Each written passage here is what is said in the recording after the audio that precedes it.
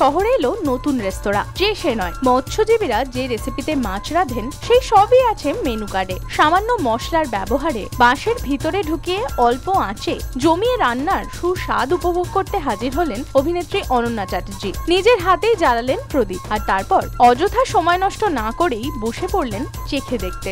নতুন নতুন ধরনের খাবার, এক্সপেরিমেন্টাল ফুড ট্রাই করতে সবসময় খুব ভালো লাগে। আর হ্যাঁ, কলকাতায় বসে রেস্টুরেন্টে গিয়ে মানে sea food and tribal food, this is really অসম।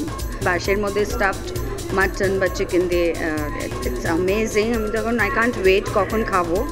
একেবারে দেশীয় রেসিপি, যা এতদিন রান্নাঘরের চৌহদ্দি থেকে রেস্তোরাঁর টেবিল অব্দি পৌঁছয়নি। সেই শুটকি মাছের নানান পদ পাওয়া যাবে এই ফিশারম্যানস ডেকে।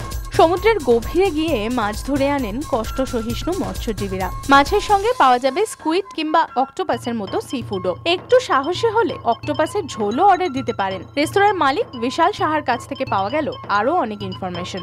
বাঁশপোড়া মটন, বাঁশপোড়া চিকেন, তারপর স্যুপের মধ্যে আমাদের একটা খুব ইউনিক স্যুপ আছে নাখাম বেটছি, যেটা ফ্রেগমেন্টেড ড্রাই ফিশ দিয়ে হয়, মানে শুটকি মাছ দিয়ে হয়। সে আন্ডে কা হালুয়া ফ্রম মধ্যপ্রদেশ, ওটা ডেজার্টটা মিষ্টিটা টোটাল ডিম দিয়েই তৈরি হয়। ডিম আর কিছু ড্রাই ফ্রুটস দিয়ে একটা ইউনিক একটা হালুয়া তৈরি হয়।